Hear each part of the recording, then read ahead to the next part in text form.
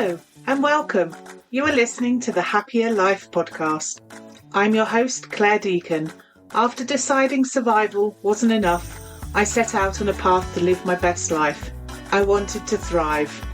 Now I'm on a mission to support others. Think you're not good enough, confident enough, brave enough? I'm here to tell you you are, and you can achieve anything. This is your time, so let's do this.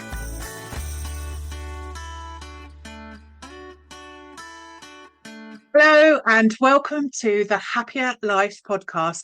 I'm Clare Deacon, your host, a trauma-informed coach, positive psychology practitioner, and someone who knows firsthand how utterly disorientating it can be to re-enter the world of relationships when your heart has been broken and your trust has been shattered.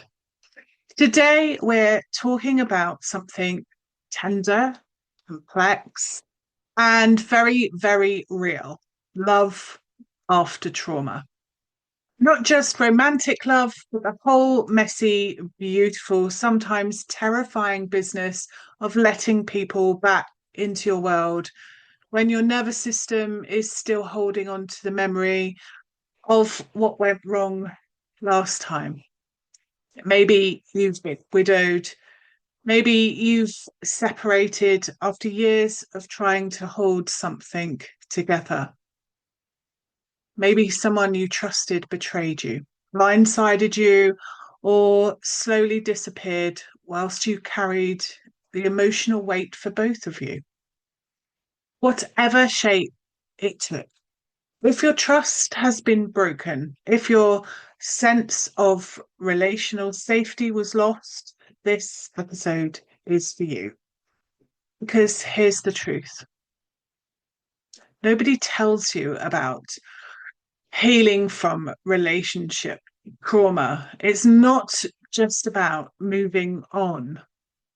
It's about untangling yourself from parts of you that adapted to survive in the relationship. It's about learning slowly and gently that love doesn't always have to hurt. And that you, even after everything, are still worthy of connection that feels safe, respectful, and reciprocal. The reality is, trauma in relationships rewires your brain. All trauma rewires your brain. It alters the way your nervous system reads safety. And in relationships, it shows up everywhere. You might find yourself doubting people who are kind to you, while strangely drawn to those who keep you guessing. You might feel anxious when things are calm, or numb when someone expresses real affection to you. That's not dysfunction, it's protection. It's your brain trying to keep you safe based on past evidence. If love meant loss, betrayal, abandonment, or being overlooked, then of course your system is going to brace when something resembling closeness appears again. You're not broken, you're brilliant. And your brain is working overtime to protect you from your pain. But at some point, that protection can start to feel like prison. You get to a point where you want to have that connection, but you can't trust it. You crave intimacy, but you flinch when it gets too close. You long to be known for who you are, but you hide yourself, the most tender parts of yourself, because what if they leave again? What if they say the right things now, but later it all changes? What if love just means setting yourself up for another heartbreak? You're not sure you're going to survive it again. I want to speak to that place, that very quiet, often lonely place where it's not that you don't want love, it's that you're terrified of what it might cost you. And that's where we begin. not with the answer, with the question. What does safety in love mean to you now? Not the version of you who survived betrayal or loss, but the version of you who is rebuilding slowly, messily, intentionally. For me, that journey wasn't clean or linear. After becoming a widow, my heart didn't just break, it splintered into 1,000 versions of who I thought I was supposed to be. The strong one, the composed one, the one who kept things going. And in the wake of that, I had to learn not just how to grieve, but how to trust myself again and trust the universe again. Because that's where love after trauma really starts, not with trusting someone else, but with trusting yourself to know this time when something feels off, to trust and allow yourself to honor your gut, to honor those instincts, that belief in yourself, not explain away the discomfort, to not abandon yourself to be from being chosen. Self trust is the foundation. And if that feels like a stretch right now, I want you to know that's okay. When someone's broken your trust, it fractures your inner compass. You start to question your judgment. How did I not see that?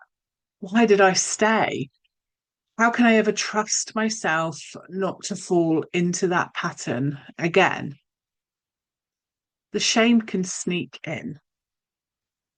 The self-doubt wraps itself around your voice and slowly you start to shrink. You become careful with your words, your desires, and your dreams. You stop asking for what you need because somewhere along the line, needing became dangerous. But here's what I want to offer. Every time you say, this doesn't feel right, and you listen, you're rebuilding. Every time you notice a red flag and don't explain it away, you're reclaiming. Every time you speak a truth that makes your voice shake, you're reminding your system that it's safe to belong to yourself first. And when love comes again, whether in friendship, romance, or the quiet intimacy of being witnessed by someone who sees you, you get to decide how much of yourself you bring. You're not obligated to be fully open just because someone offers affection. You're not required to rush. Love after trauma moves slower, but it moves deeper. Something I hear a lot is, I don't know how to trust again. And I always ask, what are you trusting them with? Is it your safety? Is it your worth? Is it your identity? Because that's too much to hand over to anyone. Start by trusting yourself with your truth. This is what I need. This is what I won't tolerate. This is what I'm still healing. And see how it feels to say those things out loud, even if it's just to yourself at first. When we talk about rebuilding trust, we're not talking about a blind faith in others. We're talking about radical honesty with ourselves, about creating a baseline of emotional safety that doesn't rely on anyone else's validation. Because when you know what safety feels like internally, you stop chasing chaos that looks like passion. You stop settling for breadcrumbs because they remind you of a feast you once had. You stop mistaking intensity for intimacy. And what about vulnerability?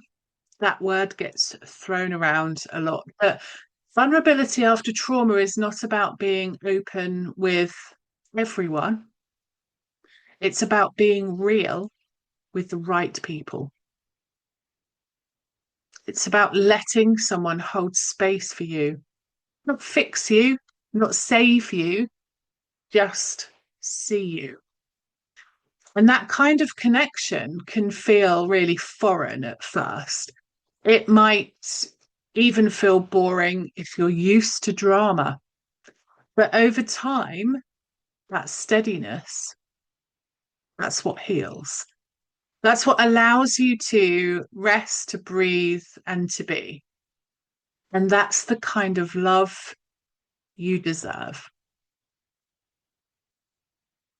So, how do you move towards it? With gentleness, with boundaries, with a deep respect for what your body is telling you. If your heart races when someone gets too close, don't shame yourself, get curious. If you're tempted to ghost someone who treats you well because it feels too unfamiliar, pause. This isn't about forcing trust. It's about creating the conditions where trust can grow slowly, naturally, and without pressure. And if you're not ready, that's okay too. Healing doesn't follow a timeline. You don't owe anyone a performance of readiness. You don't have to be fully healed to be loved. But you do deserve love that doesn't make your healing harder. If any of this is resonating, if you're nodding along thinking, this is me, this is where I am, then please don't stay in that space alone. You can join my newsletter where I share more of these thoughts, tools, and real conversations about navigating the wild terrain of post-traumatic growth and life and love. Or if you're feeling called to do some deeper work, if you need some extra support on that healing, the kind that's gentle but transformative, that's not going to leave you swimming in that trauma swamp, you can book a no pressure chat with me where we can talk things through and find out what's right for you. You can book that call, happyacoach.com/chat. You deserve that love. You deserve love that doesn't confuse you, that doesn't demand you to contort who you are, that meets you where you are, with honesty, tenderness, and room to breathe. And most of all, you deserve a relationship with yourself that feels solid, rooted, and kind. So until next time, take good care of you. If you've enjoyed this episode, ensure you hit subscribe, head on over to my website, happyacoach.com, sign up for the weekly newsletter, and let me support you in living a happier life. I'm your host, Clare Deacon. Thank you for listening. Have a fabulous day.